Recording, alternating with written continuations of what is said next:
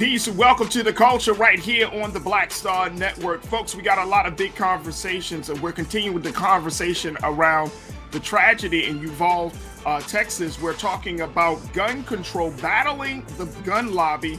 We know the president has called out the industry for its influence and impact on laws and restrictions. However, the question becomes, will we see some real progress? Now, this is also coming in the midst of the NRA is having its national convention this week in Houston, Texas. And we're going to break it down with Mr. Politics, Hassan Giordano, to talk about the implications of that convention right now. We'll have that conversation at the 4 o'clock hour, folks. Let's talk about George Floyd 2 years later. Is momentum for police reform fading? We'll have that conversation. And then later, Colin Kaepernick. Wow, he gets a workout with the Las Vegas Raiders. Whoa, 5 years later, it looks like the MVP quarterback is finally getting a big shot this week. And the question becomes, should we expect a comeback like never before in the NFL? So we'll have those conversations and more. So stay with us. It's all happening on today's edition of The Culture right here on the Black Star Network. Let's go.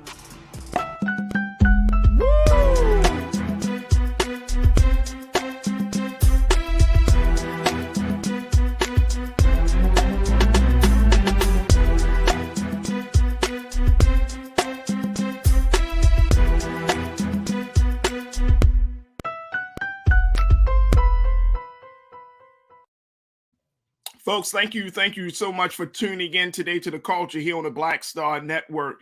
We have some big discussions as we continue our conversation and coverage around what happened in Uvalde, Texas just a few days ago, where 19 children were shot and killed in a classroom, and 2 adults along with those children killed by a gunman, Salvador Ramos, an 18-year-old who said he was bullied, and as a result of the bullying, decided to take out his anger on Robb Elementary School in Uvalde, Texas. Now, certainly this massacre and this tragedy, considered to be one of Texas's most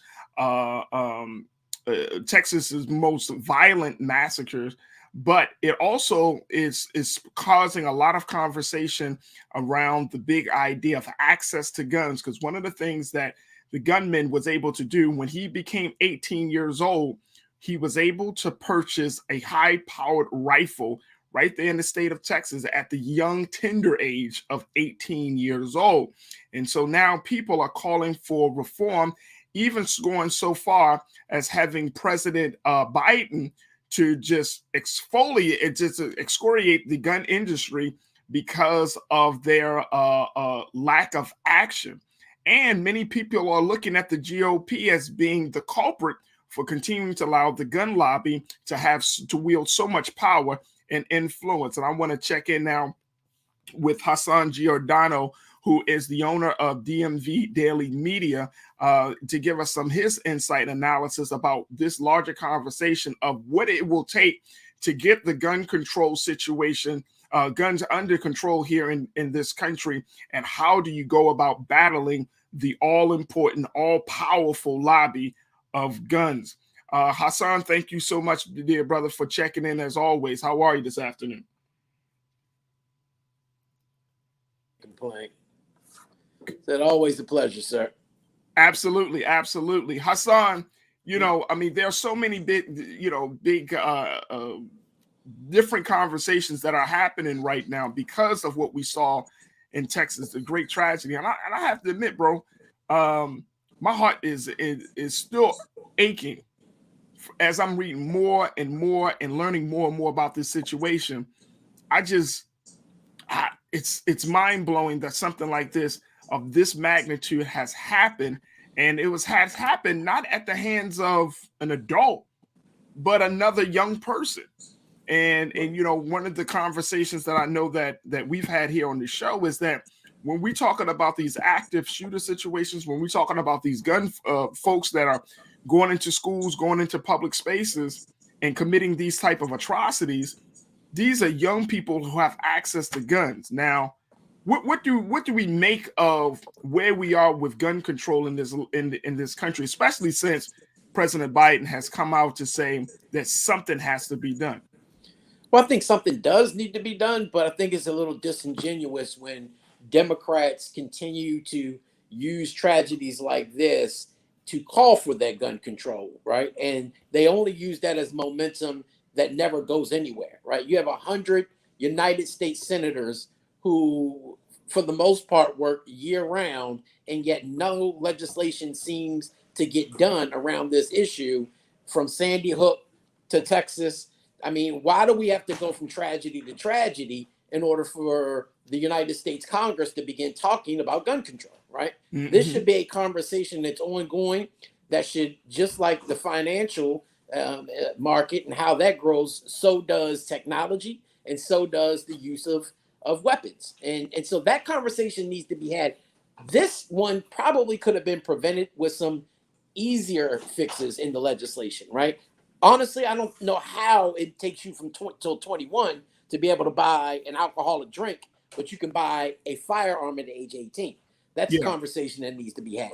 Mental health is certainly a conversation that needs to be looked in when it comes around to purchasing firearms. These are very easy fixes that just won't get done, because if we look at it, Farajii, we're talking about over 20 years. Just looking at a 20-year span, the NRA is probably, in political terms, the most powerful lobby there is. They spend upwards of over $150 million within that time period. And these are just the direct contributions that they give legislators. We're not even talking about the level of millions and billions of dollars they spend on attack ads, on support ads for those who support their measures, and attack ads against their opponents. So, as we said, to me, it's a very easy fix. And that fix is this: campaign finance reform. If you take money out of the political process, the campaign process, that no longer becomes the key issue.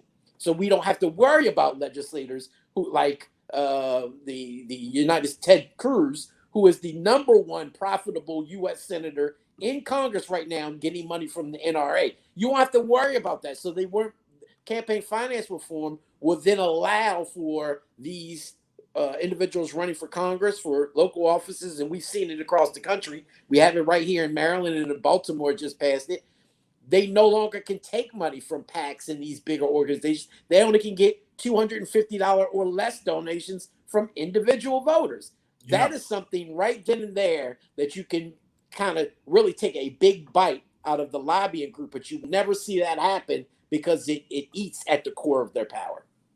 And Hassan, how do we make sense of the fact that like for example today, Senate Republicans they blocked a bill to create a domestic terrorist office within the Justice Department of Homeland Security. Now, this bill within federal law enforcement agencies, in response to the mass shooting in Buffalo that left 10 people dead.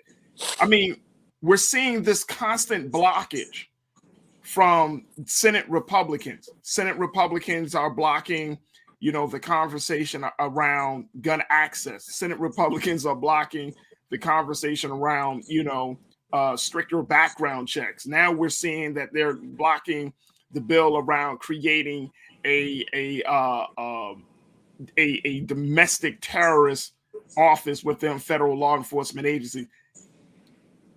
It seems like these issues are so much bigger than parties, and now we're at this point where it's just absolutely, it's this thing across, it comes off as insanity. And it absolutely is. It's political insanity to a point that we elect these individuals to go to Congress to represent our interests, not their own. And many a times we know, we've seen it time and time again, they represent first their own interests, second their party's interests, third, way down the line, is their constituents' interests. That is the problem. So, both parties do it. And I don't want to, what we're looking at now when we talk about voting rights, all right, that is being blocked by the Republican Party. No, there's no qualms about that. When we talk about the legislation you talked about that was just introduced, that's the Republicans. But we also have to have both sides of the party, on both sides of the aisle, be mature enough to put the partisanship aside and say, let's sit down and craft comprehensive legislation that makes sense for all parties, for all individuals who can go back and sell. Because unfortunately, instead of thinking about what's right, Farajii, they're thinking about what's politically inducive for them when it's time for run for re-election, right? And this is that is and the that's problem. the number one problem. Right. Of course, we talk about it often here on this platform. Brother Roland talks about it. That's the number one problem. And even, you know what? And I will even go as far as to say this, Hassan. Even if the Democrats started to take certain stances on certain things, I would blast them too. You know, I mean, that's just the number one problem in this country. We are going down, and like this latest bill that was blocked by the Senate Republicans, they went down party lines, 47-47. So that's the number one problem. I want to share, you know, for those that may not be too familiar with understanding why this talk of gun lobby, gun control is so important. Check this out. I want to share this, Keena. Let's post this quote. This is something that I want people just to kind of understand, just from an educational point of view. But look, the so-called gun lobby in the U.S. is a broad term that encompasses efforts to influence both state and federal policy on guns, usually through supporting candidates who have pledged opposition to gun control measures. Now, along with that, it includes direct contributions to legislators, efforts to independently support elected officials, and campaigns to sway public opinion on issues related to firearms. Such lobbying is often carefully calibrated to navigate U.S. election finance laws. And then there are several investigations that have shown that major anti-gun control lobbying groups, notably the most prominent, the National Rifle Association, have close ties with the multi-billion-dollar firearms industry in the U.S. This is information we got from Al Jazeera. That's being the case, Hassan. That being the case, it's like the gun lobby has paid and bought these politicians, these legislators, at the expense of the livelihood of the American people. And 9 out of 10 times, or maybe 10 out of 10 times, they use the Second Amendment as the reason. Oh, well, the Second Amendment, you have a right to bear arms. Okay, that may be so, but do you have a right to have an 18-year-old buy a high-powered rifle with no real restrictions, who ends up committing such a massacre that we saw just a few days ago in Uvalde? That's absolutely. So NRA, gun control organizations like the NRA are one cog of the wheel, right? You have tobacco lobbyists. You have a lot of lobbyists for industries that are killing Americans across the board. We continuously focus on the NRA, one, because of it, when incidents like this occur, it becomes a national tragedy, and people start to focus on it.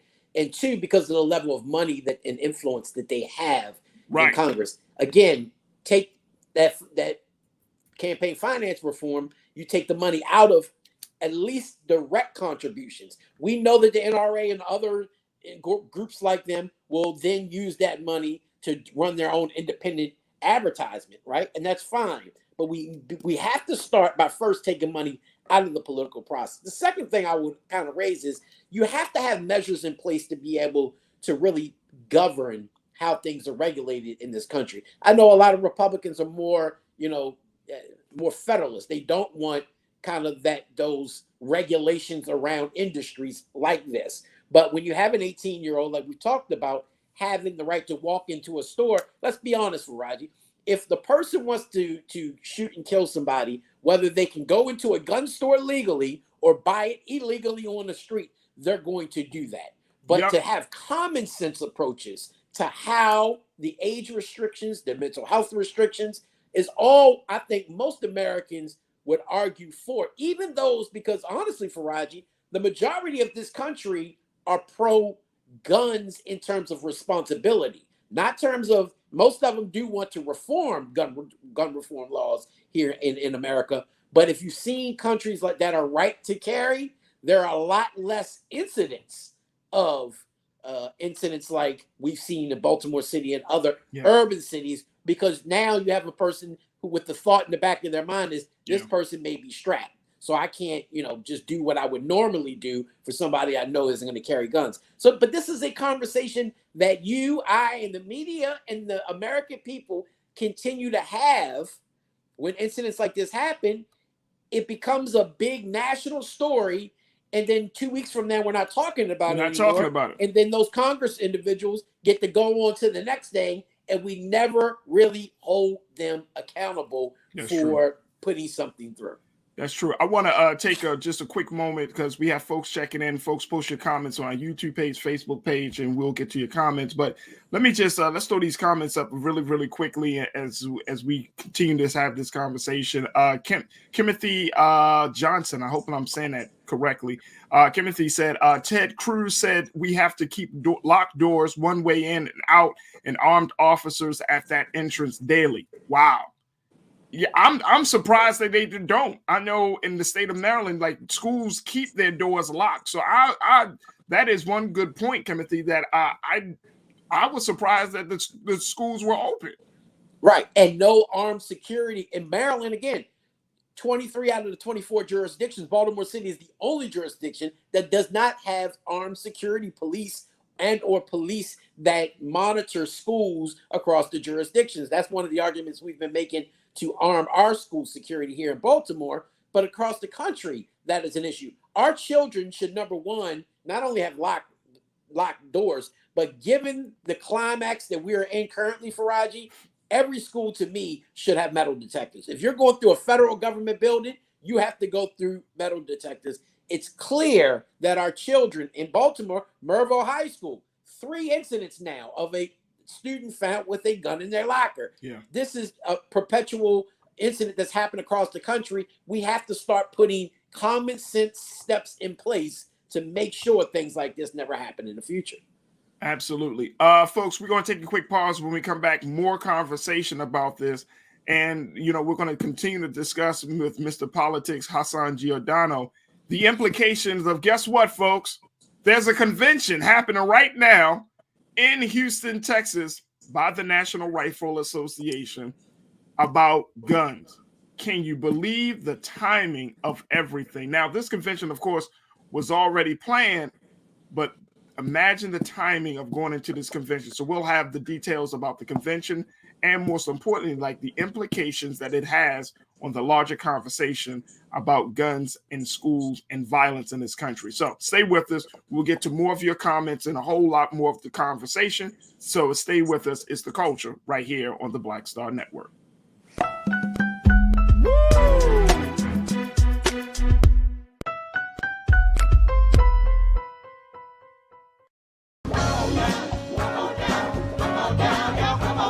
Welcome you to the launch of the Mass Poor People's Low Wage Assembly and Moral March on Washington, D.C., June 18, 2022. We are a new unsettling force, and we are powerful. New unsettling force, and we are here. We're rising up to demonstrate the compelling power that we, poor and low-income people, have to reconstruct society from the bottom up. And we need to do it with the loudest voices possible, the biggest actions possible. Because we know that there is no scarcity in this land. The only scarcity is the moral will to do what's right. Hold on, just a little while longer. We are those with sub-minimum wage jobs who can't afford sky-high rent. People with disabilities are the fastest growing minority group. It's crazy to me that in 2021, it's still legal for workplaces to pay a sub-minimum wage to people with disabilities. There are still so much trial and tribulations that we go through as Indigenous people. We can't get a decent wage to sustain ourselves, nor can we get adequate housing. Veterans across this nation say enough is enough.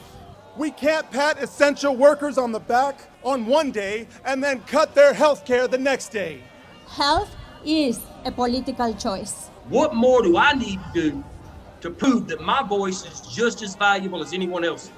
There are still forces in denial that would try to slow walk our transition to a clean economy and a just future for us all. We have an immoral system run by immoral people. But together we walk and we fight. It's time for a change. Reconstruyamos esta gran nación. See, we are people of resilience as we fight these interlocking injustices together. When we work together, mobilize together, and rise together, we become a voice for the voiceless, and we become an agent of change in a time where great change is needed. We need the third Reconstruction to ensure that deaf people, people with disabilities, and all people can have the right to live and to thrive. We know what they are doing, but the question is, what are we going to do? Reconstruction begins when we change our mentality and say it's time for you to get your foot off of my neck.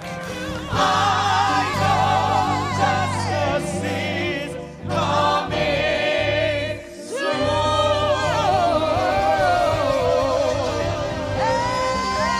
Hey, do you believe that of today?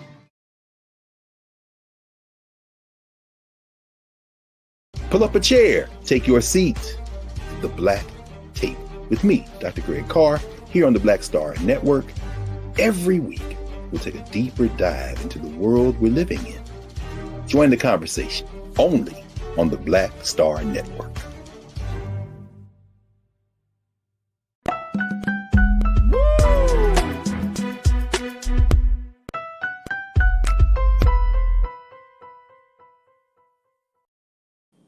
Folks, we are continuing our coverage and conversations around what has happened in Uvalde, Texas, where 21 people were shot and killed, 19 being students, small elementary age students, and 2 adults. And this massacre has opened up a big conversation about guns in this country. And so it is interesting as this tragedy happened, the National Rifle Association, the NRA, hosted its 151st convention right in Houston as we speak. And such Republican luminaries include Ted Cruz, Governor Greg Abbott, and former President Donald Trump are all expected to share remarks at the NRA convention. And many are wondering what will be said, what will be planned, and most importantly, what will be the implication of these of convention goers going to the NRA convention, and how will that play out on the bigger discussion around gun control? We've been joined by Hassan, Mr. Politics Giordano, who serves as the owner of DMV Daily Media. Hassan, again, thank you so much, brother, for your time. This convention, it was some calls to the mayor of Houston, Mayor Sylvester Turner, to essentially cancel this convention because of what just happened in Texas.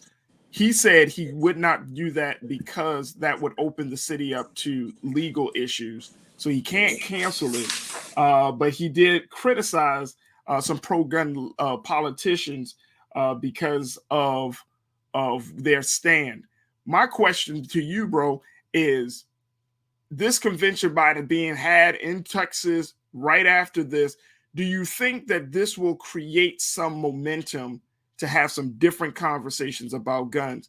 Do you think that President Trump, Ted Cruz, do you think that something will be said different? Something different will be said at this convention?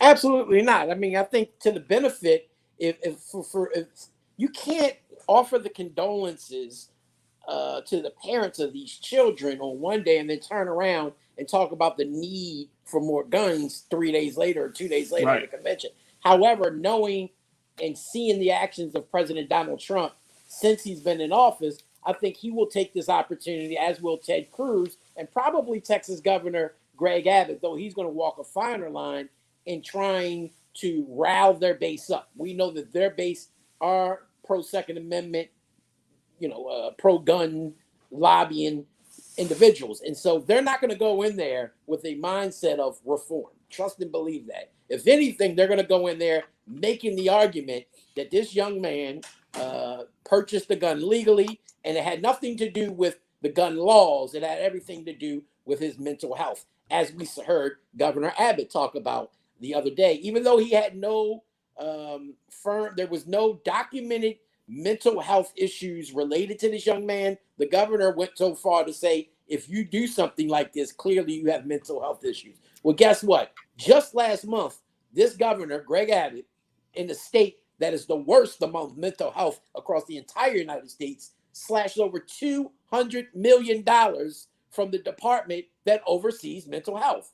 So you can't sit there on one hand and talk about the need for mental health because this individual clearly had mental health issues, and yet on the other hand, you're slashing programs that would go towards strengthening mental health and issues across your state. Again, Texas is the worst state in the country when it comes to mental health. But you can best believe that they're going to play up this mental health issue and play and kind of not speak to the need for reform, because they know that's not in their best interest in terms of who follows them. And if you've seen President Trump and seen his actions over the past 5-6 years, you know that he doesn't shy away from his base. He's never going to say anything to upset his base. It may upset rational-minded individuals like you and I, right? But it would never do anything to upset the apple cart of his Republican conservative base.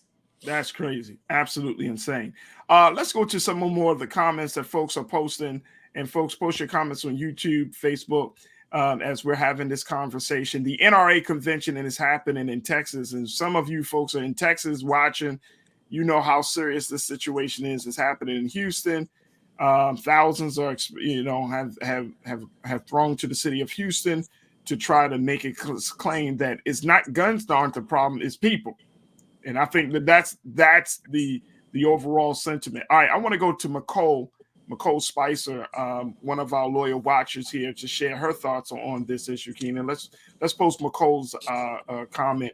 McCole said, "One would think that the NRA would cancel their convention out of respect." I'm just saying.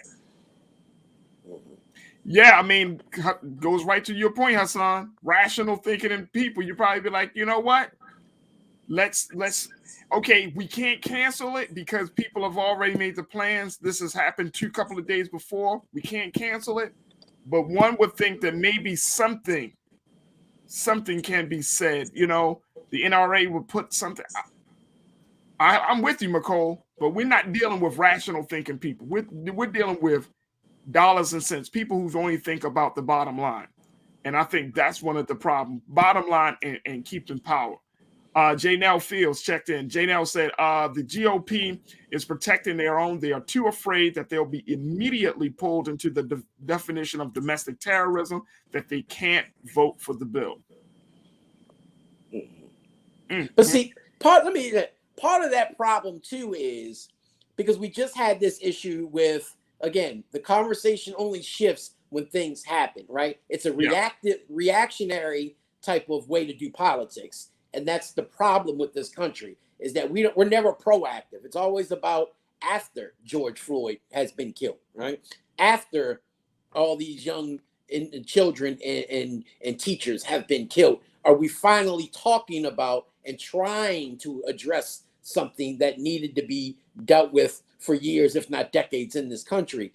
And the problem with that is, even from the Democratic standpoint, you don't see a real push in Congress. There was never a push for a domestic terrorism bill until this happened. And instead of them sitting down with the opposite side, even if they told them, kick rocks, I'm not going to deal with you, at least try to have that conversation on, let's put together some things in this bill that we can get done on day one, that we can at least get passed first, but number two, get something done to start to move this train forward. And you don't see that, including we just saw with the abortion. And we talked about this a couple of weeks ago when the leaked decision or preliminary decision from the Supreme Court. Then Democrats offer up a piece of legislation that they throw together overnight. Yeah. That clearly does a disservice to the American people because they know it wasn't going anywhere. They know damn well they ain't got the votes to get it passed. So what is the purpose of even bringing it up to get people's hopes up if you know that it's not going to go anywhere? Same thing with voting rights. They're not doing the real work, Farajii, to get this legislation from voting rights to gun control measures to, abortion protection. None of these things are actually being worked on from A to Z. They're just throwing something together and throwing it out there so they can then run on a platform of, oh, look what I did. We introduced this legislation, but in the back of that, what they won't put on their commercials on their lit is we knew damn well it wasn't going to go anywhere. Absolutely. And let's not forget the fact that in 2021, the NRA themselves have spent $5 million in their lobbying efforts to legislators. So they're putting money on the table, folks. And I've talked about this. I went to tell you to check out Open Secrets. And on Open Secrets, it breaks down how much of the money is going to, specific legislators and how much is put into the lobby. But there are millions of dollars to encourage legislators to support or to create policy that supports gun ownership and making sure that guns stay excuse me, to make sure that guns stay in the hands of the American people. Let's go to Mike. Thank you, Jay, now for your comment. Mike V. Mike, always good to hear from you. The NRA spent $30 million on Trump, the most of any sitting U.S. president in history. Well, when you got a person that's going to advocate, who is, I wouldn't be surprised how much money Tucker Carlson gets for advocating some of the ideas and conspiracy theories he put out there. You know what I mean? They're going to go. And see, here's the thing too, Hassan, because I think this is a lesson to be learned. And I'm glad Mike brought this up. The thing is that we don't understand that, yes, voting a person is one thing, putting money in their pocket is a whole different level of accountability, right? Like we as Black people in this country, we have kind of been taught all of our lives, hey, just vote and then hope for the best. You putting $30 million in a pocket. No, son. No, sir, son. We own you. We own you. Absolutely. You know what I mean? And I think that, as crazy as this sounds, like Black folks, we should do the same thing when it comes to issues of importance. We can't just keep relying on the vote. I mean, that's all well and good. You start to say, look, I need you to put, you put a couple of $1 million on the table and say, I need you to look at violence. I need you to get our schools better. Here's a couple of $1 million for that. Now, we're going to hold you accountable. Different level of engagement with political leadership. What's your take on that? Well, there's an old saying, Farajii, that says, don't hate the player, hate the game, right? And again, that speaks right to this point. I don't put no hatred towards the NRA. They're doing what they're supposed to be doing because at the end of the day, they get their money from the listen to the words, National Rifle Association. They don't get their money from reform or none of this other stuff that we're talking about. They get their money from selling weapons. So of course, they're going to want every regulation in place that allows them to do that. You and I are in Black media. People might not like Black media, especially if they don't look like us. But guess what? If we had the money, we would be putting money into the lobbying group too to make sure Black media gets a certain amount of the pie coming from Congress. Everybody in their interests are going to do that. Like you said, the most important part that we have to understand is the election of an individual is just the beginning. That is not the end all be all, because you have to, again, lobbying Black people. You don't see Black PACs out there. We have the Collective PAC. They started it maybe a couple of years ago. I think they're probably the most successful at this point that I see out of Atlanta, trying their best to put money behind candidates that they support. But again, they don't even have enough to get through the election process, let alone to have an arm like the NRA has an arm that does lobbying, that puts in, campaign commercials and so forth. We have to understand that dollars make sense. And that's all that makes sense to many of these politicians. I tell people all the time, you want to know about politics? It's real simple. They only care about two things, money and power. People and money. It's about numbers. Like you said, women lie, men lie, numbers don't. Numbers don't, bro. Understand that. Numbers don't. Let's go to Brother King Lee's comment, Keenan, when he talks about lobbying, as we just made that point. Well, that is what lobbying is all about. It is about buying access to influence policy, regardless of the political parties. And again, campaign finance reform. If you take that part out of politics, you won't have to worry about that. Right. But they'll never change that because they know that takes money out of there. How do you think these people go to Congress damn near broke, and then everybody who leaves are millionaires? Come on. It's don't take a rocket scientist to figure out this is a hustle. And then if you try to knock somebody's hustle, they'll do everything they can to stop. Wow. Damn. This is a hustle. Woo! Strong words there. Danita checked in. Danita Jackson. Danita said, look, they have the nerve to say that regulations will criminalize legal gun owners. How per se would that happen if you aren't doing anything illegal, i.e. mass murders? How does that work, Hassan? How does that benefit gun owners when they talk about, or does that put gun regulations, does that put gun owners in a tight spot? Legal gun owners, I'm speaking of. No, it shouldn't. I mean, common sense regulations that I've heard that I would really. I mean, there are some that are being proposed that go to me way too far because I'm a proponent of carrying a weapon, right? Especially in this country, in the color of the skin that I got, and I've taught my kids from giddy up how to shoot and how to aim.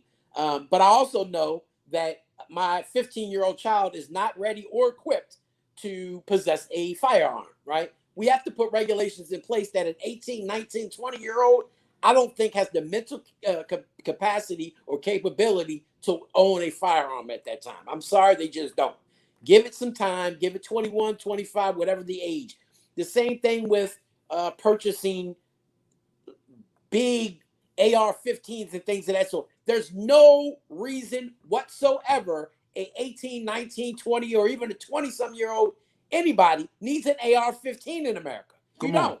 If you want to protect yourself, a 9mm would do just fine. Even a 22. You don't need these big cannon guns here in America. Now, if you rightfully are a part of the military or you're hunting a certain livestock, then maybe, right? But then you should get a waiver for that. But we don't have those regulations. So those type of regulations make common sense. And I think the greater majority of America believes in those sort of right. Even those who have the right to carry, who believe in the Second Amendment, actually believe that certain regulations like those are common sense and should be passed tomorrow. Absolutely. Absolutely. Folks, we've been talking to Mr. Hassan, Mr. Politics Giordano, who is the owner of DMV Daily Media, talking about the NRA's convention, how the NRA is hosting its convention as we speak right now in Houston, Texas. 55,000 people are expected to be in Houston for this convention this week. And the likes of former President Donald Trump, Senator Ted Cruz, Governor Greg Abbott, and other Republican superstars are expected to give remarks and say some words at this convention. Forensic accountant, let's go to forensic accountant. Forensic said, look, as a solutions hungry people, let's talk about people like Dante Barksdale, who was a community leader for Safe Streets here in Baltimore, and the price we often pay when we try to bring peace to the streets. Dante was shot and killed while doing his work of stopping the violence in Baltimore. A very, very just sad situation.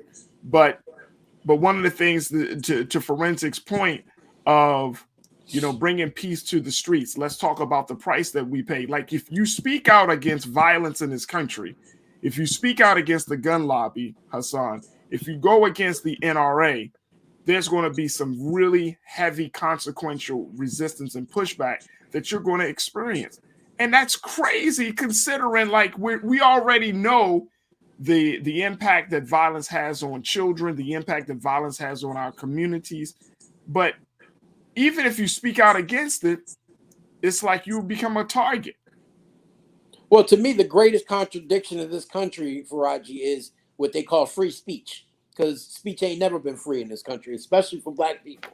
And we've seen this. You look at movies and you see individuals who they call whistleblowers who stand up to government, intrusions and things that they see that's going wrong, and they end up being killed, right? That ain't fake.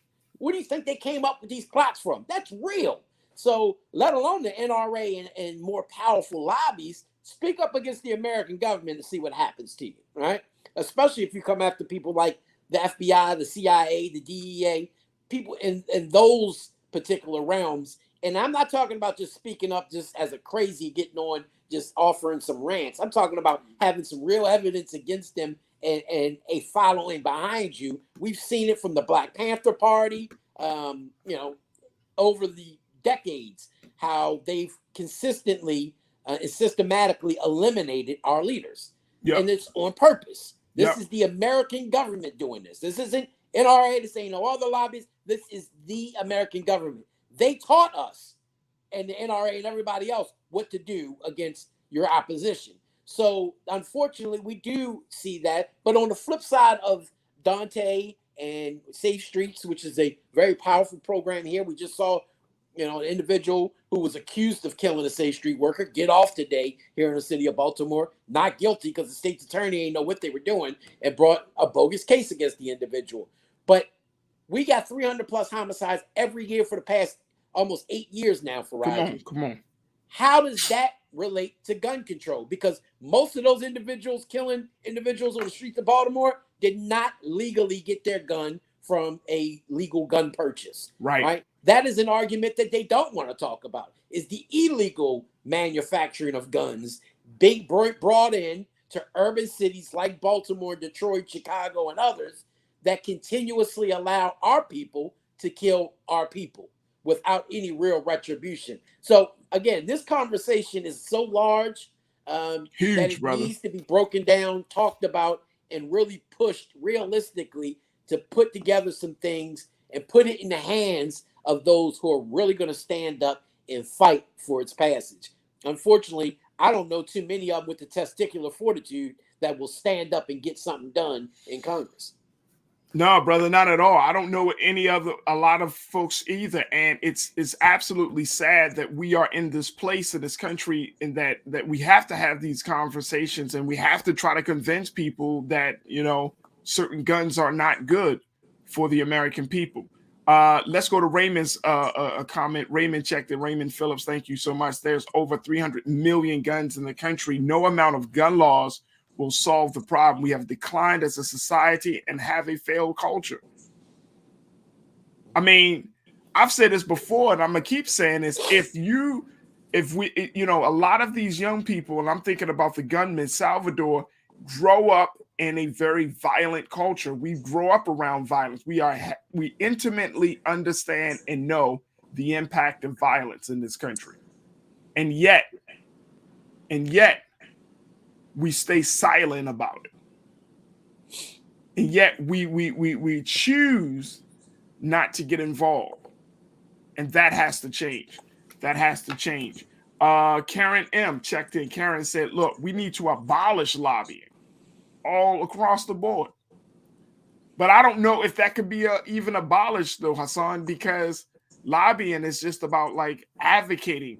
And I just don't see that happening anytime soon. No, it's too much money behind it. I'm about to say too much money, bro. You can end lobbying tomorrow by passing campaign finance reform. It'll never happen because, again, too much money involved, too many people of influence who get and benefit from that money. So, again, it will never happen because of those who are responsible in making that. But to your point is, people have to understand that I just drew a blank, but yeah, it's too powerful of a lobby. Right. I was talking about your previous comment, and I forgot what it is because there's a new one on there, and I had a point to make, but no, we were just talking. Let's go back to it. He said other countries have guns, and yet they don't. Oh, the 300 million guns in this country. No amount of gun laws will solve the problem. Well, and it's true, and it's something that we talked about earlier in the program is many of these tragedies, Sandy Hook and others, aren't from people who any gun law restrictions would not have stopped it, right? Right. Like people say, guns don't kill people, crazy people with guns kill people. But here's the thing. In this country, we're way too lax in our policies, if you ask me. If we start getting to Sharia law that we see in the Middle East and countries that deal with, if you steal, you get your hand chopped off. You sleep with somebody else's wife, you get stoned to death. You kill somebody, you will get killed yourself. Right. Trust and believe it'll be an entirely different environment and culture in this country. It's funny because a British reporter was just asking Senator Ted Cruz why is America, that you say is so great and prosperous, why are they the only country in the world who continues to have these massacres if it's not for the regulations, some regulations of gun laws?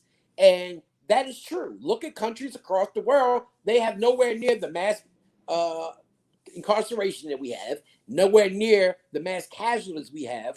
And there's a reason behind that. What that reason is the conversation we need to have about. But at the end of the day I believe you start implementing Sharia law, trust and believe people are going to start to think once, twice, and a million times before they break the law. Hey, look, let me tell you,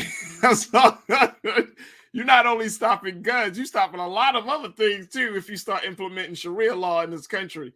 Let's go to getting a couple of more comments, and folks, keep them coming. We truly appreciate it.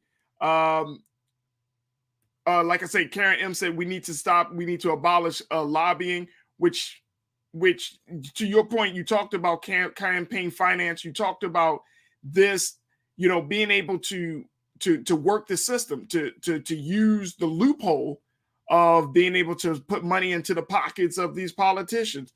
Look, I'm not against lobbying. I'm gonna tell you, Karen, I'm not against lobbying. I just think that black folks, we kind of late to the game because other people have always done that. Other groups have always done it, whether you're talking about gun enthusiasts, whether you're talking about the LGBTQIA community, whether you're talking about business owners, whether you're talking about bankers. We're slow to the game. Why? Because somebody fed us the bobo that voting by itself is all the power. The power's in the vote. A lot of the let me tell y'all something. And Hassan, correct me if I'm wrong. Probably these people that do the lobbying probably don't even vote for these people. No, they don't even live in most of their just see them as an end, as a way to get their agenda across. And that's what I'm saying to us. That, like, okay, this is the way the game is played. Bet. Let's figure something out. Let's like the groups that we see. And these are all groups, like all of these groups, the NRA, they learn how to, we're a nonprofit organization, or we're a political action committee, or they use all of these kind of like these ways and the categories that allow them to give without really being fully accountable to the American people. And I'm just saying, okay, if that's the way the game is played, we should be in the game. Farajii, let me tell you something. If you give a legislator or anybody running for office the choice between, I'll either give you my vote or I'll write a $6,000 check to you, the max check for the. Give me the $6,000 because I can buy 600 more votes with that $6,000. You can have your vote. That's what people don't understand. Voting is very important. I don't want to take, I don't want nobody to think that we're talking saying voting is not important. It's very important. Kwesi Mfume would never have been who he is today had he not won by 3 votes initially for city council in 1978 here in Baltimore. So voting does matter, but so does, and even more powerful is the dollar bill and what you do in putting money up for candidates that you believe in, that you know will really represent your interests. Yep. Let me go to B Dizzles. Investigate the B Dizzle. We want to get your comment up very quickly. B Dizzle, you said when it comes to putting in these Republican pockets, doesn't Citizens United play a role in what we're seeing? Politicians listening to very wealthy ones who can put the most in their pockets. Look, to B Dizzle's point, to questions, yes, Yes, but here's our thinking. And Hassan, tell me if I'm wrong about this. Which party is the richest party, the Republicans or the Democrats? Both. Neither one of them are starving for money. But Republicans probably bring in the most money in terms of fundraising because they are the party that better reflects, interest groups like the NRA and business. They are big businesses party, right? Democrats are more social economy, social agendas, which doesn't bring in a lot of money. That's why when you see these left-wing social, unless they're huge on Twitter, somebody like AOC who can raise money just by going on and putting out a tweet, most of them are broke. It's hard for them to raise money. Conservatives, for the large part, can raise a lot of money. And I have to push back against your B. Dizzle's comment because Citizens United played the most important role in putting money in their pockets because it allowed them to go beyond the limits. Campaign finance still has limits. $6,000 for state and local here in Maryland. I think it's $2,200 for Congress, and then you can flip that into your wife and your husband. But there are max limits to what you can donate federally and locally. Citizens United opened up the playbook, so now I can put together a PAC and raise unlimited amount of money, and then take that money and use that money and give it an unlimited amount of money to who I want to win that election, right? Absolutely. And putting forth endorsements, commercials, and so forth. So Citizens United purposely opened the door to open the floodgates of campaign finance, just flooding the political airwaves. Absolutely, absolutely. Hassan Giordano, Mr. Politics, we appreciate you as always, brother. Thank you so much for your insight, your analysis, and we'll certainly look forward to chatting with you next week. Always a pleasure, brother. Can't wait. Absolutely. All right, folks, look, we're going to take a quick pause. When we come back, let's have a conversation about George Floyd. Now, it's been 2 years later, and if you haven't noticed, well, maybe you have. Have you noticed any major police reform since the killing of our brother in 2020? We got to think about that one. Well, that's the big question. Is momentum for police reform fading in this country? We'll have that conversation with Culture Crew member Rashad Staten to get his analysis and, of course, get your take on it as well. And then also late in the hour, Colin Kaepernick. He's getting an official workout with the Las Vegas Raiders. We'll share with you what the owner, Mr. Davis, said about the MVP quarterback. And is there possibility that after 5 years, Colin is back in the NFL? So we'll have those discussions as well. So stay with us. A lot to get to in the next hour right here on The Culture on the Black Star Network. We'll be right back.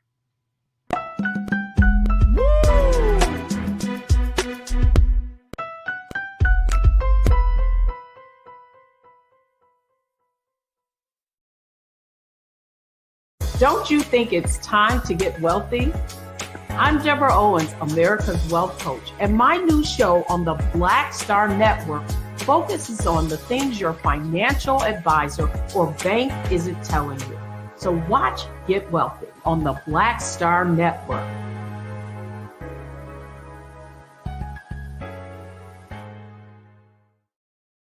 Hi, I'm Dr. Jackie Hood Martin, and I have a question for you. Ever feel as if your life is teetering and the weight and pressure of the world is consistently on your shoulders? Well, let me tell you, living a balanced life isn't easy. Join me each Tuesday on Black Star Network for A Balanced Life with Dr. Jackie. We'll laugh together, cry together, pull ourselves together, and cheer each other on. So join me for new shows each Tuesday on Black Star Network, A Balanced Life with Dr. Jackie.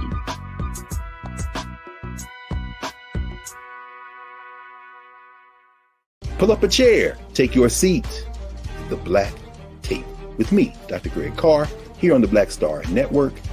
Every week, we'll take a deeper dive into the world we're living in. Join the conversation only on the Black Star Network.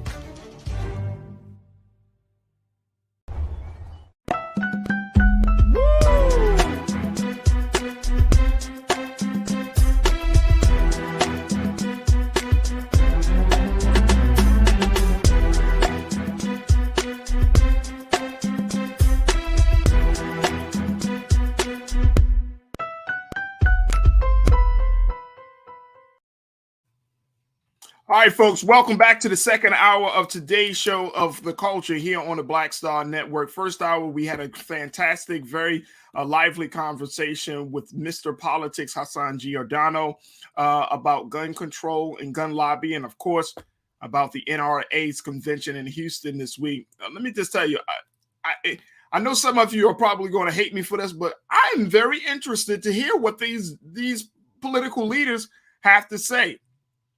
I'm interested. I'm interested what Governor Greg Abbott has to say, President Trump, Ted Cruz. You know why I'm interested? I'm interested because how can you justify this massacre that we just saw in Uvalde?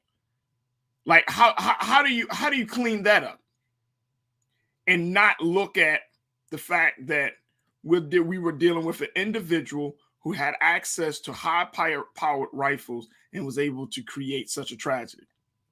How do you clean that up? I don't know, but I'll be interested to hear what they have to say. I'm gonna be honest with you. I'm interested.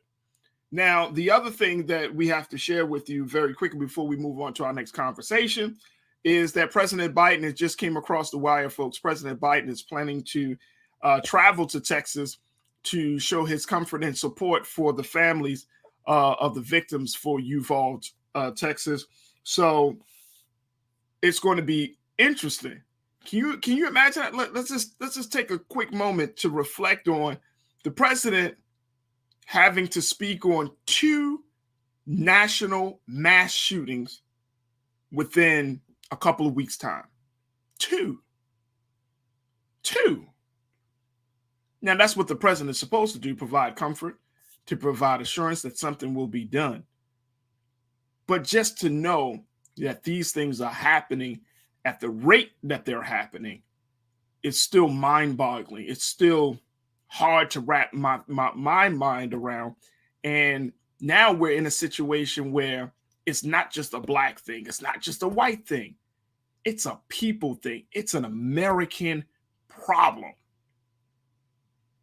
It's an American problem.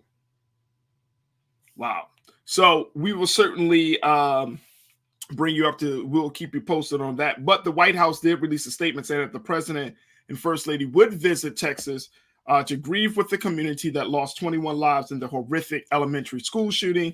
And that as a nation, President Biden said, I think we must all must be there for them. Well, certainly my heart and prayers go out to the families of the Uvalde mass shooting.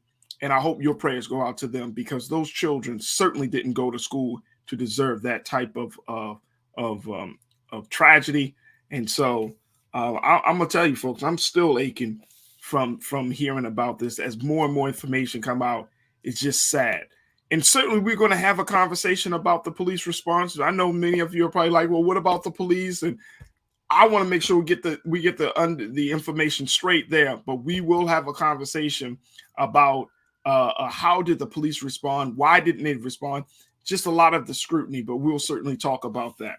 But on another point, yesterday marked the 2-year anniversary of the killing of George Floyd. If you haven't had a chance to do this, I would highly encourage you to check out what Brother Roland did on the streets of DC, on the streets of Black Lives Matter Plaza, right outside of our studio headquarters, and as he talked to the families of police brutality. Fantastic show yesterday, and you can find that all streaming right now on blackstarnetwork.com. But I would highly advise you to check that out, just to hear the stories and to understand the complexity of this issue of police brutality as we acknowledge those 2 years since the killing of our brother, of George Floyd. Now, the question that I have is that, and there's another piece that I think we were trying to get him onto the show. We did not get him, but there's a piece that Charles Blow, who is a writer, op-ed writer, columnist for the New York Times, this brother here wrote a piece about what he calls the Great Erasure. And he talks about how artists who've used their talent, they use their skills and their creativity to create these murals across the country. Of course, around, we started to see these street murals of Black Lives Matter. And he said just basically over the course of 2 years, these murals that once were emblazoned on public spaces are no longer there, are now gone. And it's called The Great Erasure. It's a dynamic piece in the New York Times, but it speaks volumes about where we are in this country, about understanding the process for change in this country. And this is something that's near and dear to my heart, that when you're talking about movement building, that the big element to keep the pressure going is consistency. It's easy to get people riled up, to get people excited, to get people emotional, to hit the streets when a moment like what we saw with George Floyd happens. And I'm saying that it's easy because people are, it strikes you, it resonates with you, it gets to your soul of who you are to see that level of brutality on video as a man screams, "I can't breathe. I can't breathe." That's easy to get people out there, but it's not as easy to keep people out there. It's not as easy to keep people motivated. It's not as easy to keep the pressure and accountability on political officials and others to change policing in this country. We talked about the NRA in the first hour, but do you really understand and this is my homework to all of you that are watching today, check out what the budget is for your police departments in your respective city, your respective state, wherever you are. How much money goes to your local police department? How much money is in the budget for public safety? And then here's the other part of the homework. And then look at how much money is put into education, social programs, and other priorities and needs of the people for right where you are. You will find, folks, that a vast majority of money is often put into public safety programs and public safety institutions like the police department, of course, the fire department, but a lot more money is put into policing in states across this country than it is in education. And I was always taught, and you may have heard the same thing, the priority is not with lip service. The priority is in that budget line. That's how you know the priority of any administration from local to national. If it's in the budget line, that's when you know that they're committed and they're serious about that effort. So my question as we have this discussion about George Floyd is the momentum, the call for police reform, is that fading? And that is one of the big questions. I want to bring in culture crew member Rashad Staton to give us some insight about this, as Rashad has been working in the nonprofit sector as an advocate and an activist on this conversation for a very long time. Rashad, I just had to set it up, brother, to talk about this ongoing dynamics and what we're seeing in this country, because I'm seeing a slow fire. I'm seeing people getting less angry. We move on to the next thing already. You know what I mean? Now, it used to be police reform in 2020. Now the big conversation, of course, is abortion. Now with these mass shootings, it's gun laws. And it's like we get schizophrenic when it comes to these issues, and then wonder why we can't get any real reconciliation or resolution to our problems. What's your take on, is the momentum fading for police reform after 2 years after George Floyd? What are your thoughts on that? Yeah, brother, I think you're hitting this on spot on, like you always do. I think we are seeing smoldering of the fire that we burn inside of this entire country and a society, trying to face the realities of, the disproportionality and involvement of police targeting Black and brown folks. And we start to see that, it's a multitude of different issues, but I think what we're starting to see is a shift in a space of prioritizing what really matters, that we are in this world right now where we're really tapping into sensationalism. What is viral, what is happening at the moments that we start to lose sight of what we've already gained some progressionary steps towards. And that was one around police reform, I think. And after you went from our lives, our Black Lives Matter to we can't breathe to, all right, we want to abolish we want to reform the police to now abolishing the police into a space of now we've lost sight of how to even go forward to getting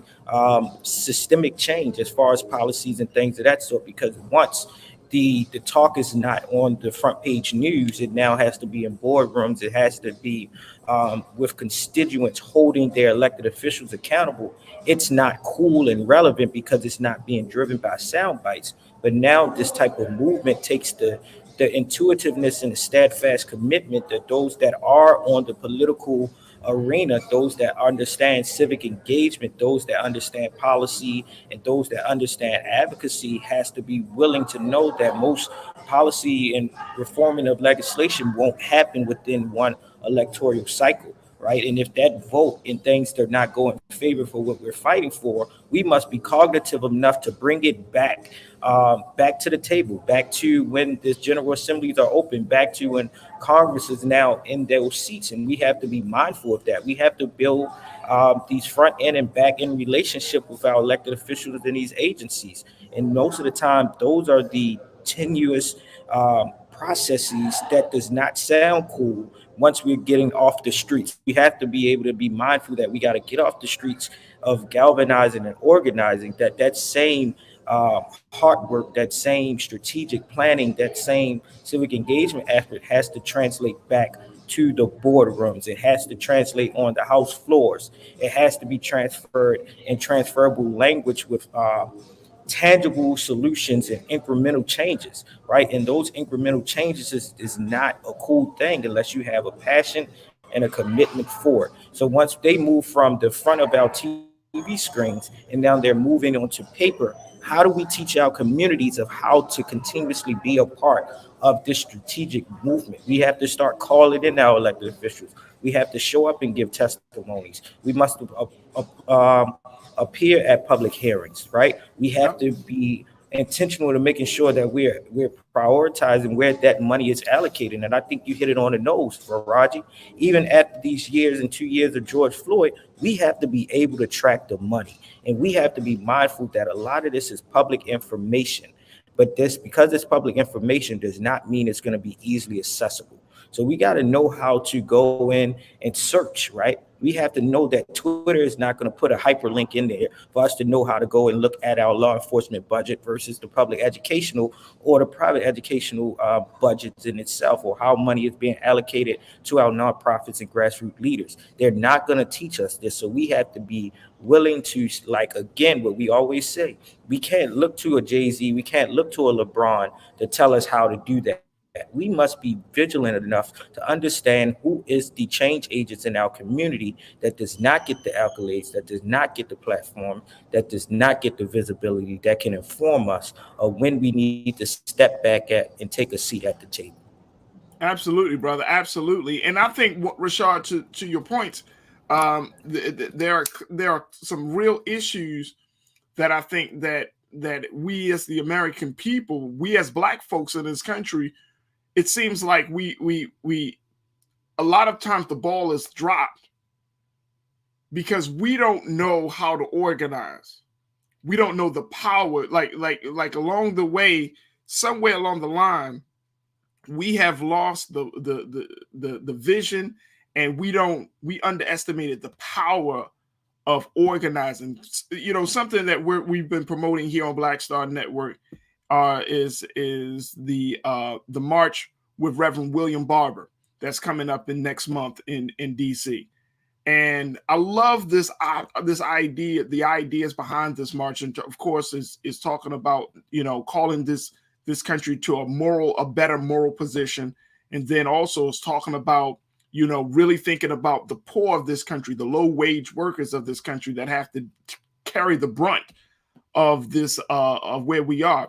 But one of the things that I saw as we were running the ads earlier is that it was about understanding the importance and values and the value of mobilizing, organizing, educating. It said registering people, but mobilizing and organizing.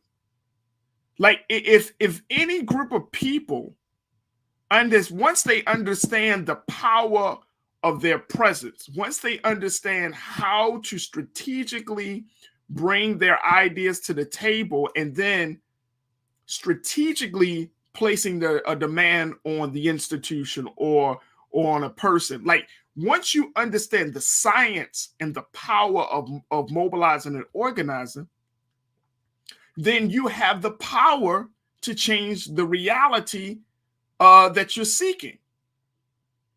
But it seems like we are in this cultural space where to become an organizer, to mobilize people, it's fun, it's exciting, but we're not always in it for the long haul.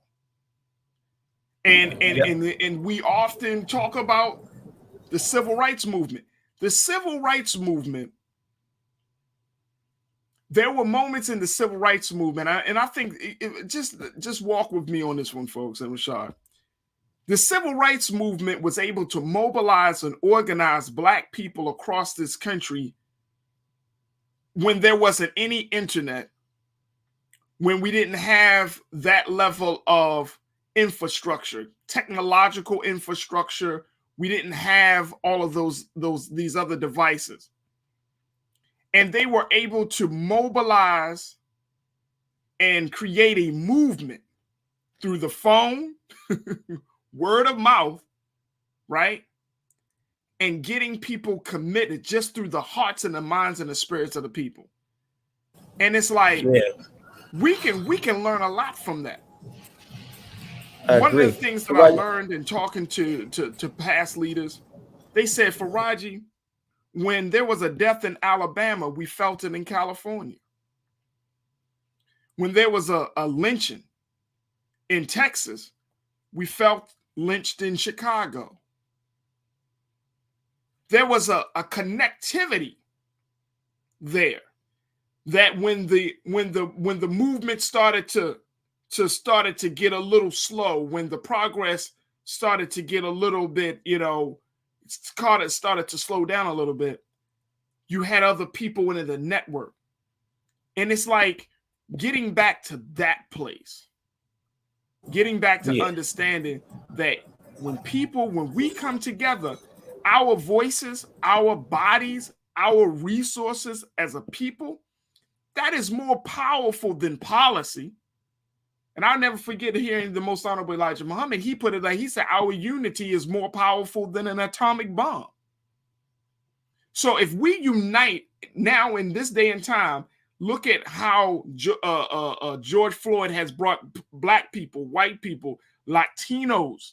I remember when George Floyd happened, and I remember watching the news in Los Angeles in the summer of 2020, Latinos came out in protest.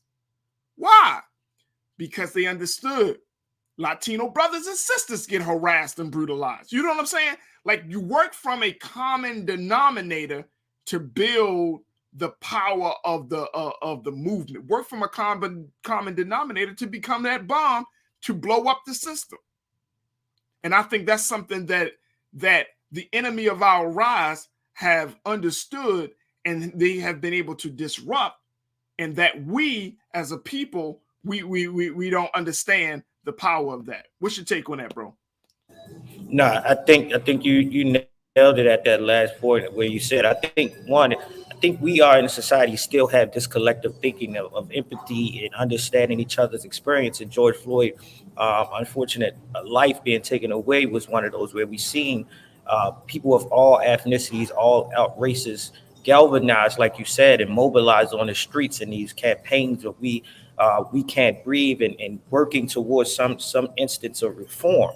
But similar to your comparison to our civil rights movements, what we've seen in the past versus the lack thereof that we're seeing in the present is this portion around education. Yeah, we do a great job in using our social platforms to mobilize and to raise the level of consciousness and awareness, but we need those same hyper visible leaders to use those platforms to give us these very step-by-step guides of education. And if not, they must move themselves from these very public spaces and taking up the soapbox operas to give it back to the organizers that are on the ground, whereas though it's a place where they can educate back in the communities, on stoops, in our rec rooms, in places in our churches and things of that sort. And that was the component to the civil rights movement when they were doing the freedom rides, when you started to see white undergraduate students, Jewish students, and Black students come from north down to the south to say that this movement impacts us all. And we started to see not just Black lives being murdered, but, white Jewish kids and white kids in general going missing along with Black bodies, that it was a collective community. But after they did these movements to say that the entire country is impacted by racism and discrimination, what they did was, after getting on the news, freedom rides turned into voter registration and educational initiatives. And once they were able to register folks, they then started to educate the folks on how to go around advocating for policy and legislation and try to dismantle what discrimination and segregation had done to the society for so long. Right. And what we see now in today's world is, now we have these very visible leaders, and we see how some of our entertainers and public figures are corralled to be our spokesperson around activism.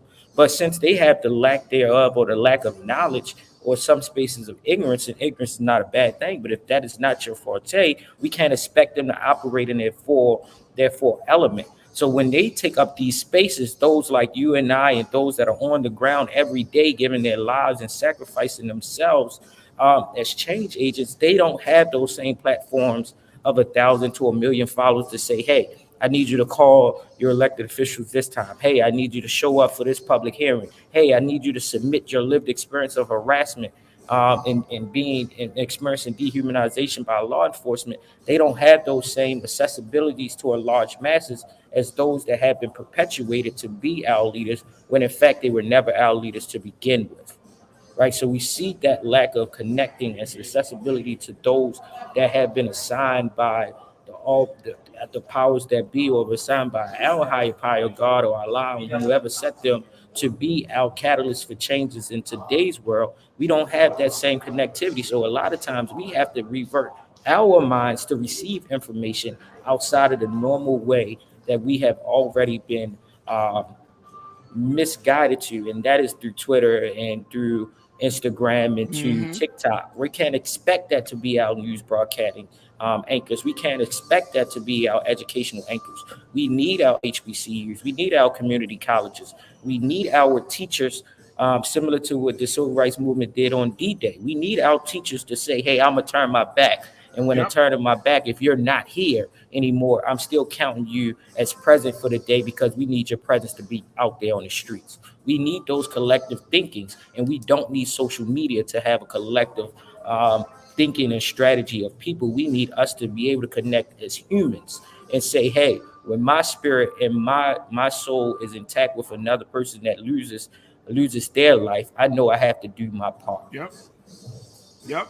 Look, let me just share with you as we kind of close out on this conversation. McCole checked in and said those who were involved in the civil rights movement were focused and on one accord with the vision and the mission of the movement. That's what it comes down to. That's what it comes down to. We can't lose focus on this movement, right? If we're talking about police reform, police accountability, look, we see it. We are experiencing it in cities across this country, black communities and brown communities. We are seeing it. We are seeing where the police have failed us. Now, the conversation about defunding, abolishing the police, I'm not there. I'm going to be honest with you yet, Brother Rashad. I ain't there. Because why? We don't have a community alternative for that. We can talk about community policing, but I'm saying we don't have a full infrastructure in place yet to be an alternative to the policing system that we have right now, right? So if you say, oh, I don't want no police to come through the neighborhood, and the way shootings are happening, stabbings are happening, the way robberies are happening in our own community, who has the capacity, who has the ability, who has the resources to work the community. Now, I would rather work with the police at this time than completely rule them out. That's a different thing, right? And if that working with the police can be a number of ways. It can be more black officers from the community joining the police force. It could be more community policing. There's a program here in Baltimore, for example, where the Baltimore City Police Commissioner Michael Harrison has created a deputizing citizens to help with homicides and other investigations. I mean, there's a number of things that can be done. I'm not at the point of no police at all. Let's talk about reform. Let's get a win. That's all I'm saying, Rashad. Let's get a win first, right? If it's a win, could be stopping the use of certain police tactics, right? The no-knock warrants, stop and frisk, chokeholds, or other type of maneuvers to take that can be deadly maneuvers when taking down potential suspects. I mean, looking at the policy, let's look at qualified immunity. Let's look at the fact that the law enforcement officers' Bill of Rights, we should remove the clause about giving police officers days before they make an official statement. There are those things that can be done before we just say no police department at all. We don't have the capacity. We can't afford that right now. But while we're doing the reform work on the police, let's also do the community work of creating a cadre of men and women who are going to walk in those streets or walk those neighborhoods that some of us are afraid to go into, right? And help them to become a part of a different level of engagement for the community. You can have a police, but imagine if you have trained black men and women to go who are already a part of those communities, who understand the culture of those communities, who also have built the relationships in those communities to be a part of that. And that's what I'm saying. Like, it can't be this one track mind. If you're talking about reform of anything in this country, it has to be a double, triple, quadruple prong approach. It can't just be one track and that's all everybody is, because everybody's not on that same page. But if you provide us with options, okay, so you don't want to go into the streets that way, this is where we need you. Can you provide some jobs? Okay, great. If you don't want to do community policing, what else are you going to do? You want to work with the girls? Cool. Focus it on that way. And if it's just those small things can create the momentum, I think, that we will see that within the next 2 years, we wouldn't be begging for political leadership to pass the George Floyd bill. But we putting all our eggs in that one basket. We putting all our eggs in, and I'm a huge advocate of the bill. I want the bill passed. But if you got jokers like Senator Tim Scott and other people that are going to block the bill, there's got to be some alternative means to get some justice for our people who have suffered at the hands of police brutality. There's got to be something else that can be done.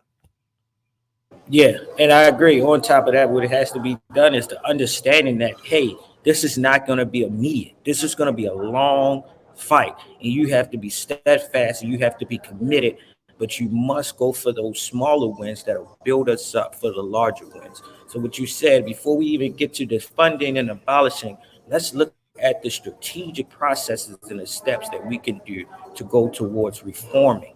And if we go towards reforming, we must be diligent as community leaders, change agents, and those that are experiencing these things in our community every day, for us to do the homework on a system that has been studying us for far too long, right? We have to be mindful and willing, and we have to be able to translate and educate our community of what the Bill of Rights policies are, right? Police Bill of Rights are. We have to be vigilant to understand what the data shows and where the fund is. We have to be able to turn numbers and humanize numbers so that we can see ourselves in these reports, that we can see ourselves in the policies.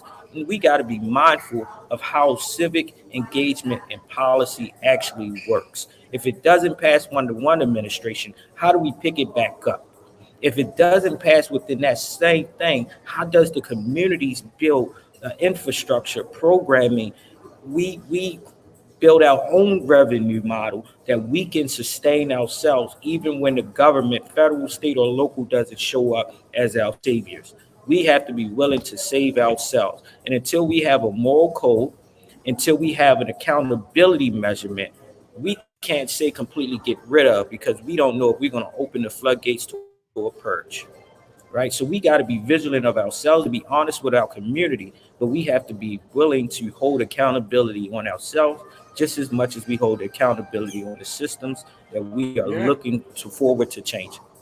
Absolutely, brother. And, to go back to one of my original points before we even had this conversation, we got to bring the artists back into the fold, because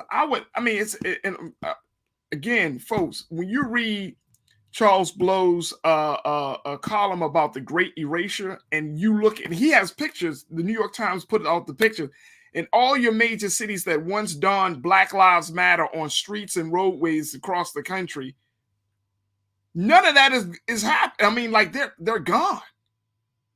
So there isn't that constant reminder, because people need to be reminded in this day and time. Black Lives Matter.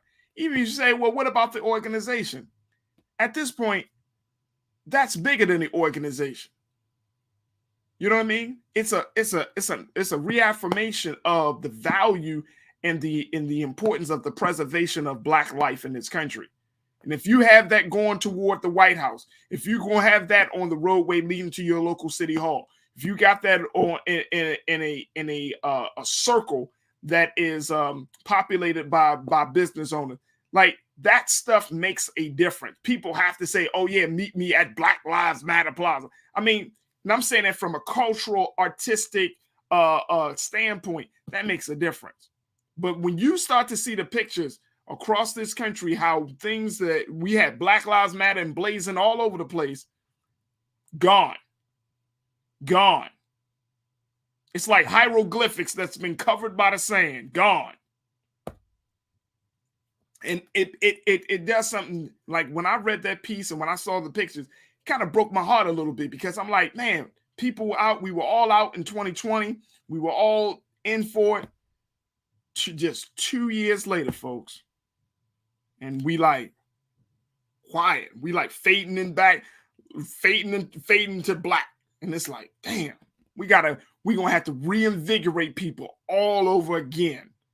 That Black Lives Matter, that police reform is necessary, that George Floyd, the legacy, the life, and the death of George Floyd will not be in vain.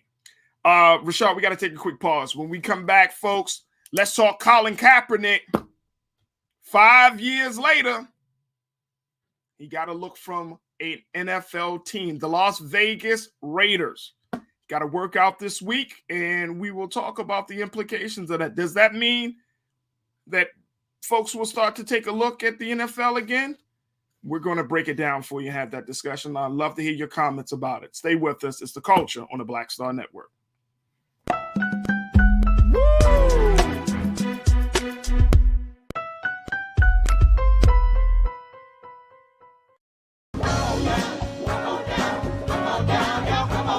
Welcome you to the launch of the Mass Poor People's Low Wage Assembly and Moral March on Washington, D.C., June 18, 2022. We are a new unsettling force, and we are powerful. New unsettling force, and we are here.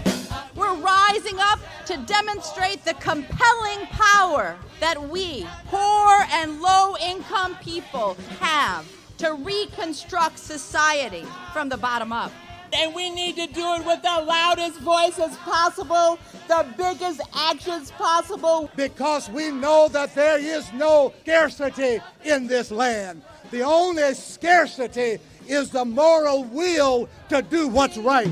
Hold on, just a little while longer. We are those with sub-minimum wage jobs who can't afford sky-high rent. People with disabilities are the fastest growing minority group, It's crazy to me that in 2021, it's still legal for workplaces to pay a sub-minimum wage to people with disabilities. There are still so much trial and tribulations that we go through as Indigenous people. We can't get a decent wage to sustain ourselves, nor can we get adequate housing. Veterans across this nation say enough is enough. We can't pat essential workers on the back on one day and then cut their health care the next day. Health is a political choice. What more do I need to do to prove that my voice is just as valuable as anyone else's? There are still forces in denial that would try to slow walk our transition to a clean economy and a just future for us all. We have an immoral system run by immoral people. But together we walk and we fight. It's time for a change. Reconstruyamos esta gran nación. See, we are people of resilience. As we fight these interlocking injustices together, when we work together, mobilize together, and rise together, we become a voice for the voiceless, and we become an agent of change in a time where great change is needed. We need the third reconstruction to ensure that deaf people, people with disabilities, and all people can have the right to live and to thrive. We know what they are doing, but the question is, what are we going to do? Reconstruction begins when we change our mentality and say it's time for you to get your foot off of my neck.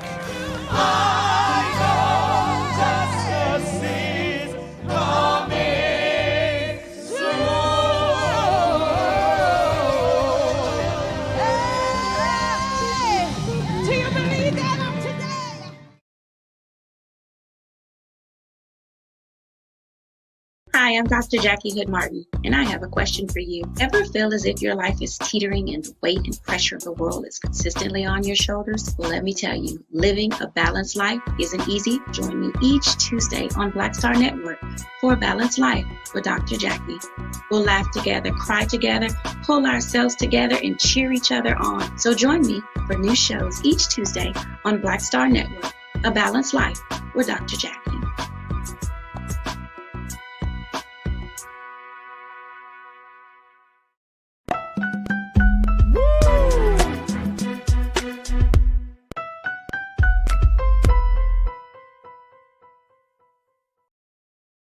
All right, folks. Well, if you haven't heard, Colin Kaepernick is back in NFL news. Now, in what capacity? He's actually working out for a team. Yes, Colin Kaepernick, the man that has created a wave of resistance and his support for the movement against police brutality, who had taken a knee, a simple gesture of taking a knee, and has created an uproar around the country, causing him to be expelled from the NFL for the past 5 years, has finally got a chance to have a workout.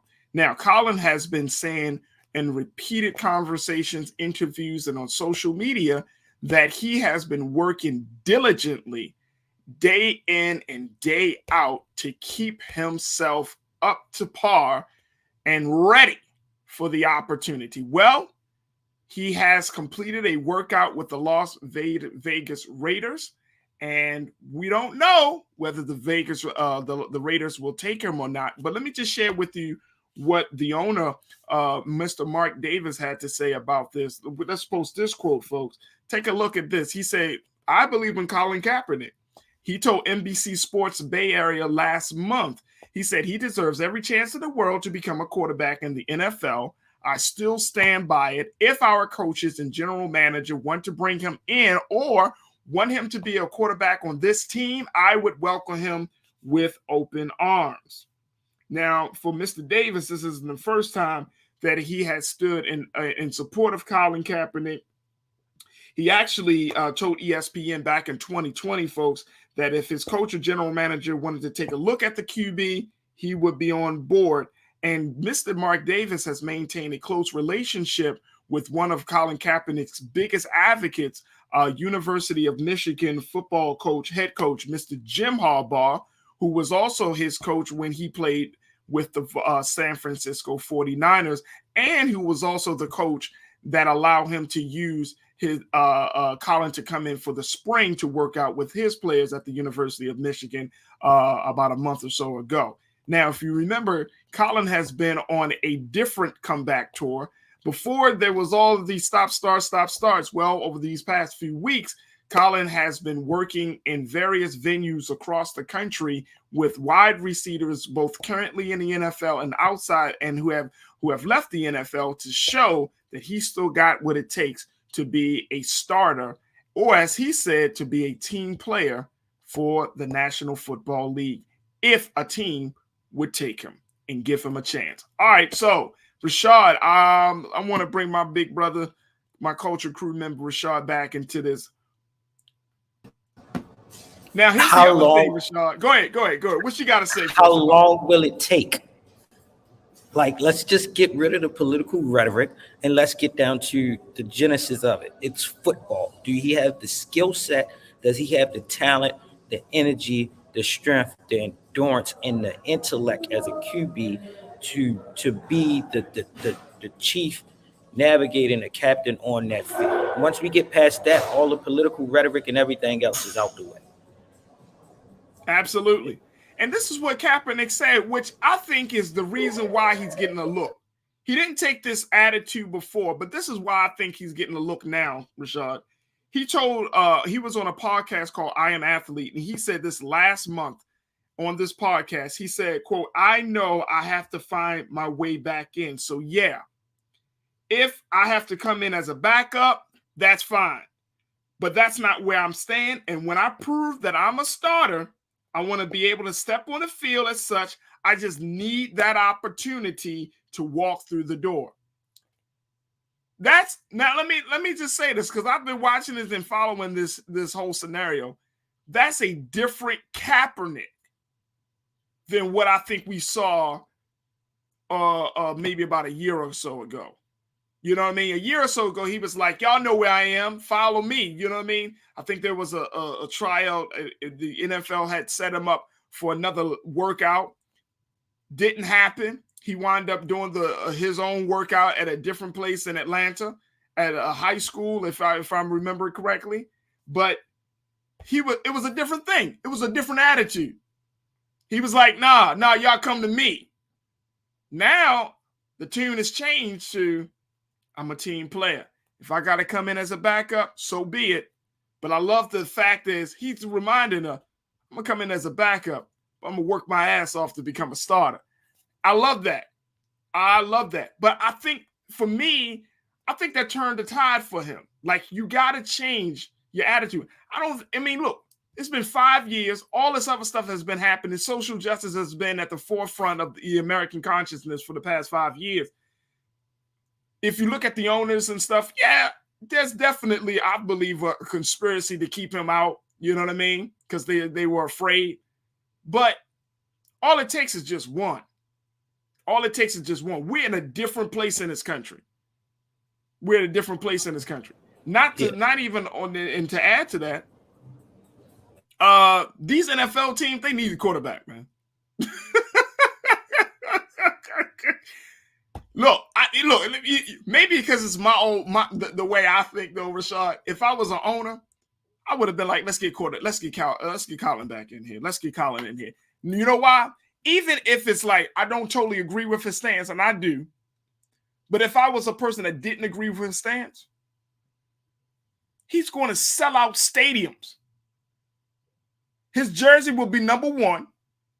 I mean, if y'all want to keep it, like, I want to keep it a buck, he is going to be, if he gets this chance with the Raiders, brother, everybody and their grandmother about to become Raiders fans.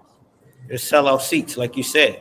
So we either play with the political one, we play with the numbers, or we play with the social fiber of this country. Like you said from the last segment, we need to be vigilant in knowing when to count our wins.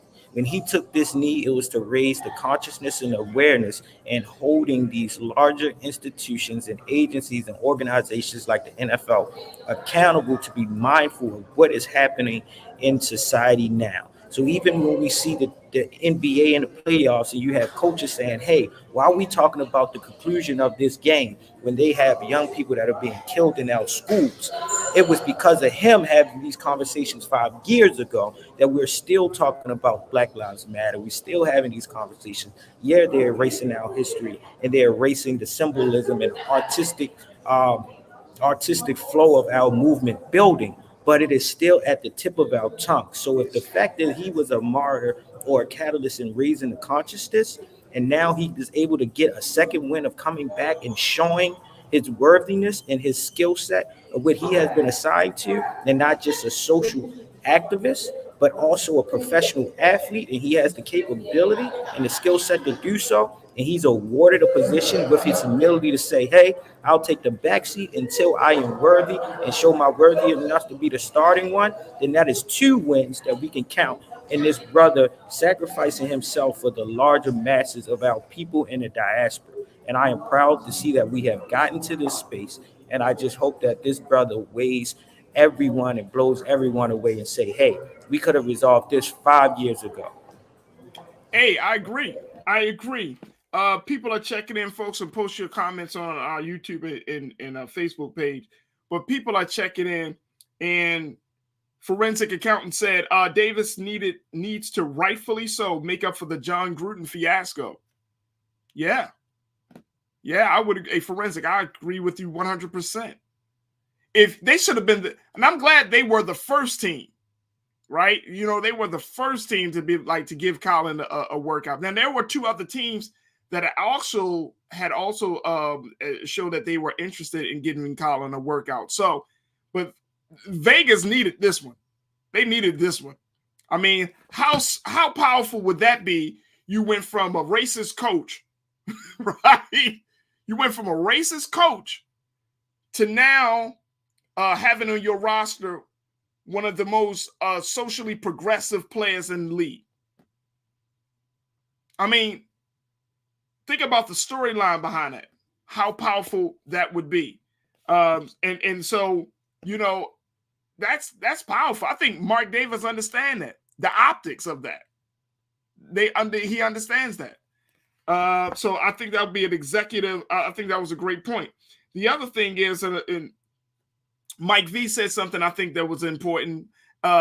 Ariel, let's show Mike V's comment on this one as we talk about, we talked about George Floyd in the last segment, but I think this was an interesting point that Mike V made. He said, quote, not having Kaepernick at the White House for the signing of the George Floyd Justice and Policing Act after all he's done was a disservice to the movement. It may have been.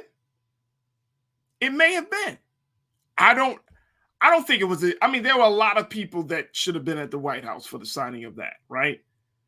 Or even advocating for that. Not that it hasn't been put into place, but it's. I mean, look, we were all there. Like we all would have been a good look. We all stand in solidarity with police reform. But if Colin is trying to stay focused on his professional career, it may not have worked out. He's working in a very unique space, right? He's trying to get back into the NFL. He's still an athlete. He still wants to play football. He will have time to be the social justice advocate that we know and come to love. What's your take on that, Rashad? Yeah, I say optic-wise, I think Mike had a great point. Optic-wise, that would have looked great for it, right? But the end goal is to get the act signed, not who's there to watch someone actually pick up the pen, but to make sure that the ink dries on the act itself, right? So back to what we always say, is it symbolic representation or is it some realistic change and progressionary change? But optic-wise, it would have been a great look. But if we get this act signed, that's the win that we are actually going for. So let's stay mindful of what we really want to have as our outcomes and our overarching goals.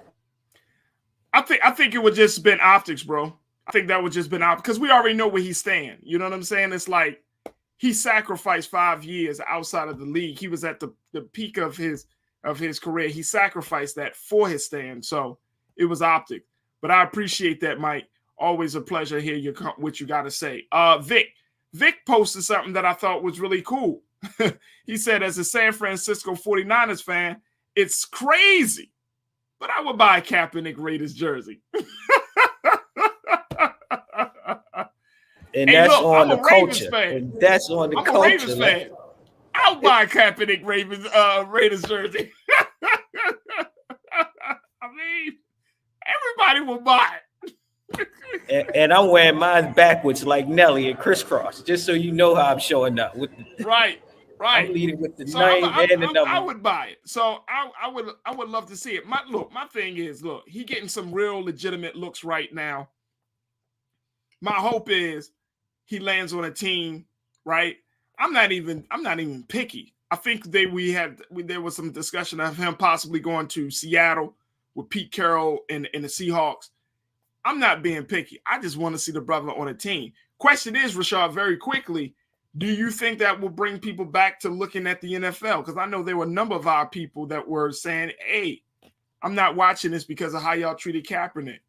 I don't necessarily agree with it because I think that, you still got more black people in it. I mean, we already know there are a lot of black players in the league, so they all need our support in some way, shape, or form. But do you think that will that his comeback, if picked up by the Raiders, will bring people to look back at the NFL? Yeah, I think that's an easy assumption. I think it will pick the ones that have taken the moral, obligation and sacrifice to say, hey, I won't turn to that channel because you won't get my viewership, which then raises your numbers and bring up your revenue. But since you have been taking a stance of acceptance to what this man's space was in this social movement of raising awareness and consciousness, and you allow him back where he still can show up in his full and doesn't have to compromise his integrity and what he's have put on the line for the last 5 to 6 years, yeah, I'll be willing to go back and look at it myself, even if I only just watch his games, just to root him on, just to say, hey, since you brought him back on, I'm going to give my viewership and my money to him. I'm going to purchase a jersey for him because we know as a culture, we are often the ones that are giving more monetarily to things that don't benefit us as a collective, that if we say, hey, we're rallying behind this man and I'm going to put my money behind this man, and not even the whole organization of what the NFL has done or has not done, I think some of us will be, and I'll be one of those one that'll jump back on that bandwagon. I can morally say that because I understand and I respect his moral obligations and what he has done as a righteous social activist and a professional athlete. That once he's back into his arena where he's been birthed to play at his optimal level, I'm be willing to support this brother. Yeah, bro. Yeah. One of our other watchers who I want to get, Chris V, he said, I think too much time has passed to get the majority of black fans boycotting the NFL to get them watching regularly again. I think that might be the case, Chris. I think that might be the case. But I will say, if this happens, even as Colin is a backup player, let me tell y'all something. Football is going to go bananas this year. He's going to play even if he's a backup, they're going to probably have him playing for the preseason. If he's not starting for the Raiders and he's a backup, he's going to play in some preseason games. And man, if something were to happen to that starter, I don't even know who that starter is, would possibly be this year. But if something were to happen to that starter and Colin steps in, it's game over. You're gonna see. Remember the year when Mike Vick came back? Remember that when he played when he was playing for the Eagles? He started lightening up the whole spot, bro. Like he started. I mean, even for that year, for that 1 year, he started lightening up everything. I think training camps, preseasons, everything was already sold out. Story, and this is the exciting part. This will be a comeback story for the ages. That Colin Kaepernick was back after 5 years out of the league. Trust and believe, folks are going to tune in. Folks are going to tune in. Hey, Farajii, quick question with that. What'd you Quick say? question. If we see this, would this be the first time in now social movement history of seeing an athlete that sacrificed their work, their wealth, their talent for the progression of people to come back to their same arena of sports? Because did we see Muhammad come back? Did we see the other brothers that threw up the fist during the Olympics?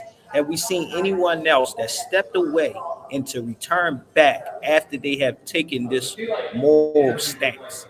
And what does that say to us? And what did that say to the progression of this country to admit faults and to say we can do better? Yep, absolutely. Rashad, I appreciate you, brother. Keep doing the great work that you're doing. And we look forward to chatting with you next week, God willing. And thank you so much, Rashad, for being so good for the culture, brother. Hey, always for the culture, brother. Thank you. Thank you for bearing with us. Peace. Absolutely. All right, family, that's going to do it for me. I thank each and every one of you for tuning in. Look, make sure y'all continue to show support for Black Star Network, blackstarnetwork.com, and support Black-owned media. We're having the conversations at the important times like no one else. And that is why you should tune into to us each and every day.